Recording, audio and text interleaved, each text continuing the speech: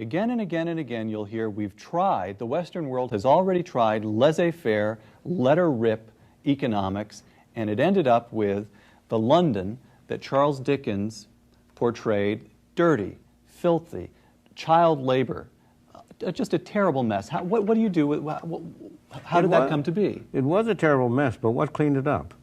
Disraeli and his social, the child labor laws, and no. What cleaned it up was the progress of private enterprise, because you had the reason it was so messy was because you had to burn coal, and the kind of coal that was available in Britain was very smoky and messy. And once you were able to use oil, natural gas, better furnaces, all of those things is what made it possible to clean London up. Now, so far as child labor is concerned, right.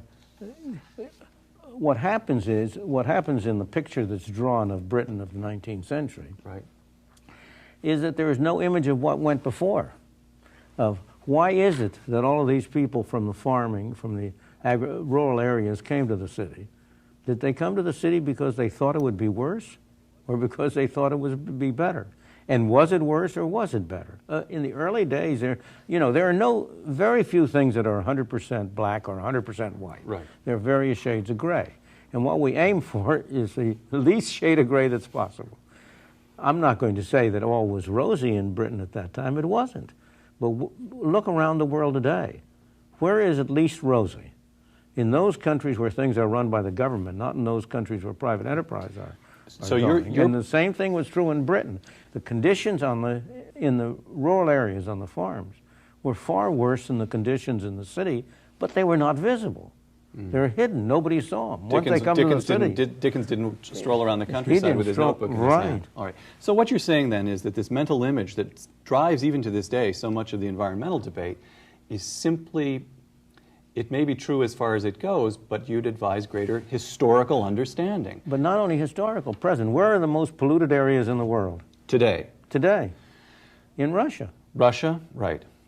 Why? Because everything in Russia was controlled by the government. There was no, and I keep emphasizing, nobody is going to take care of somebody else's property as well as he'll take care of his own. The key feature of a libertarian view is that you should be free to do what you want, provided you don't prevent other people from doing the same thing. Okay. And so the only case for government is when it is not feasible for market arrangements to make individuals pay, compensate others for any harm they impose on them. If you and I enter into an agreement to buy or sell something, well, that's our businesses. Right. You may lose, I may lose, or more likely we're both going to win. We're not going to enter into it unless both of us think it's better for us. But there are cases like the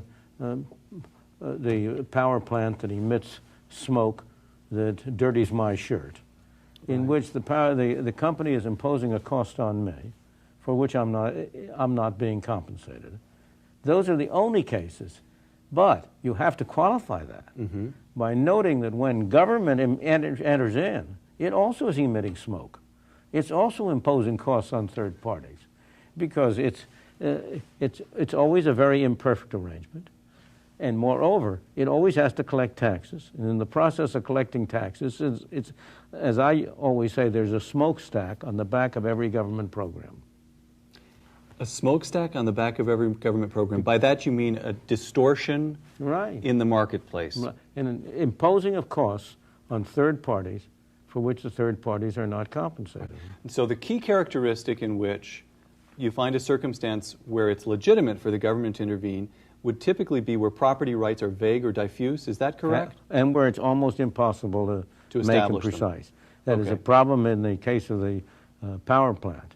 All right. Is that there's no way in which you can say you have to get the agreement of each of the persons whose shirt you're going to dirty, and pay them for the privilege of dirtying their shirts before you can do it. So, on the environment, the Greens actually do have a point. That is one area where there is a strong case. But in most cases, in practice, when you look at it, and there are some people up at PERC, as you know, who have, Terry Anderson, who I'm sure has been on your program. That's right. This, who have demonstrated that there are many, many cases in which market arrangements are far more effective than command and control arrangements.